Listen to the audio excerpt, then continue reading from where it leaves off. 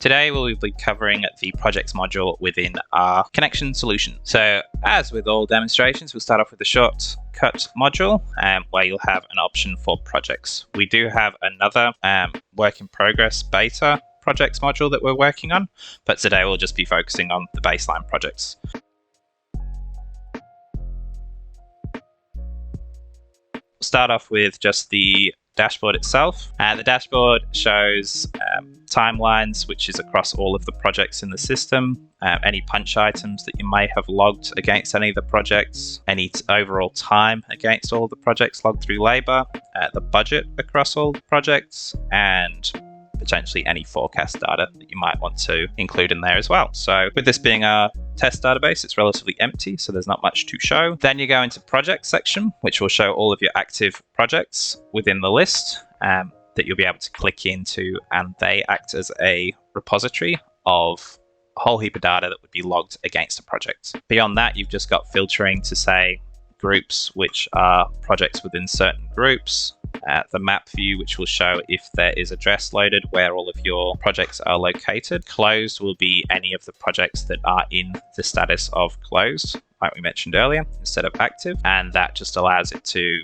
basically be removed from potentially logging time against closed projects, as well as just keeping it tidy that it only keeps active projects in the list will be visible to people. They act as a repository of a whole heap of data that would be logged against a project. So that comes down to tasks linked to a project, milestones, forms, files, as well as equipment and potential products that you may want to track against the project as well, to make sure that everything is basically in one spot so that project managers or directors can get everything without having to go searching constantly for the data.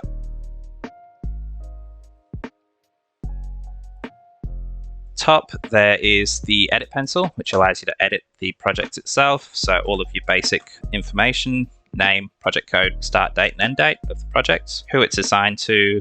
I would recommend that if you don't want to assign it to specific users and you want everybody to see all content, that the everyone option be chosen. Then you've got groups, which you might have different groups that projects sit within based on different divisions within your organization. So that's where that's set up. Stages allows you to put, say, planning stage, phase 1, phase 2, phase 3. That can all be configured in the options section. Then you've got status, which is whether the project is open or closed. Then day, hours, start, that's for the scheduling to know if anybody's scheduled to this project, what is the estimated default start time for that project. Budget, which is auto-populated from the quote once the project is created. Percentage complete is populated from the tasks itself. Any description for the project itself, companies that it's linked to, and contact it's linked to. And then you've got that concept of custom fields, which allows you to put specific data that is relevant to your organization. Across the top, you've got the address, so where the location of the project is. The staff tab, which will show work hours start, daily work hours, break durations, etc., which is used for timesheets. And then plan time is if you are planning for somebody to be working on a particular project site for a certain number of days, that will come up in here as to be the planned time against that particular project.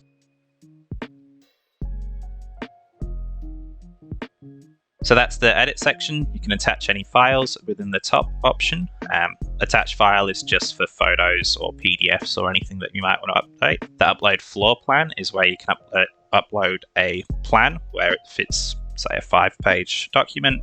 It will split each of those 5 pages into individual images, which then you can put the markup functionality in place. Then you've got the plus at the top, which will allow you to create tasks, notes, jobs assigned under projects based on your company workflow, any forms, events, and then products and services if you have any linked against the project. Products and services aren't generally added to the project because it's either defined on the quote itself or is via workflow process through forms or the job linked against the project itself. The main one that you'd be utilizing within here is the form capture. When you press the plus and forms, you'll get a selection of which folder the template you want to create from, and then you'll be able to select the template, which will create a version of that form linked to the project. Export will allow you to export all forms, files, products, as well as an Excel interpretation of all of that data as well. You can also import a project schedule from the likes of Microsoft Projects that will allow you to put in milestones by particular start times and end times to then give you a Gantt chart similar to what you're seeing here for the overall progress of the project. So that's the top section of importance. Archiving, if it's no longer required, you can archive an individual project, but you'd be archiving that on a bulk scheme based on closed projects older than a certain number of months. It's still there if required.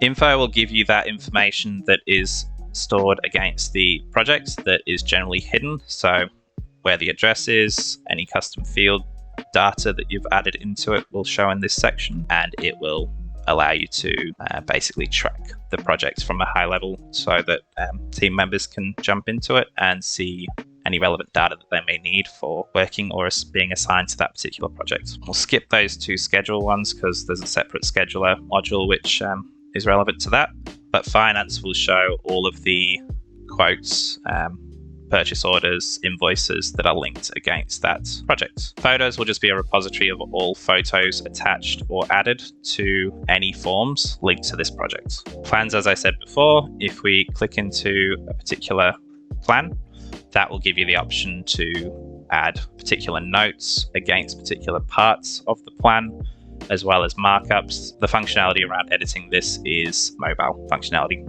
So I won't go into that with this video, but there's a lot of cool functionality you can get out of the plans, and it will provide a report as to what you have identified as part of that plan. So that's the plan section. Forms will have all forms that have been created against the project in one location. You do also have the breakdown of by template at the bottom as well.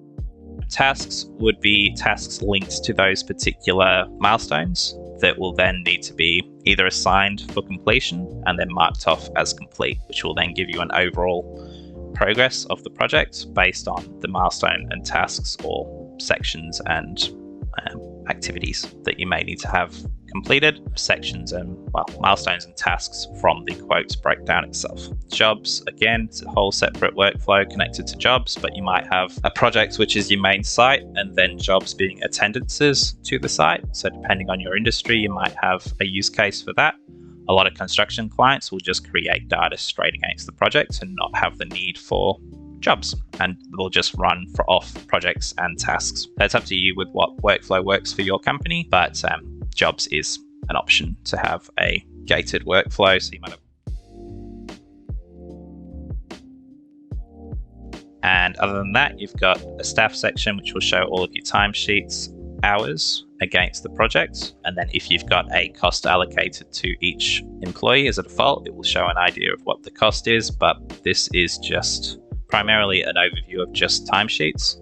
Time, again, similar thing, will just show you time by activity. Other than that, you got products added that will come up in this section, and more importantly, the equipment when it's allocated to a project will also display in here. So you'll know at any given time what is assigned to all of your projects in the way of plant and equipment.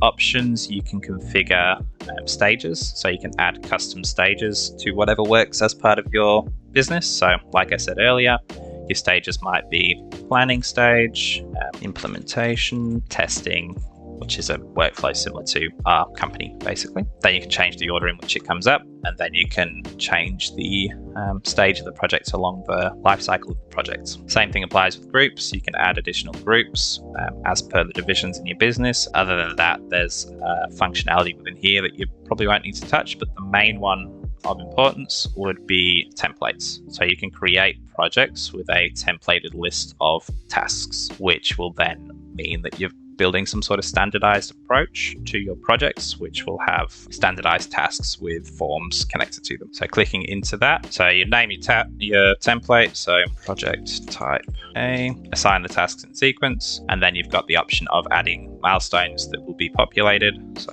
milestone 1, milestone 2, and then I can start creating tasks linked to those milestones.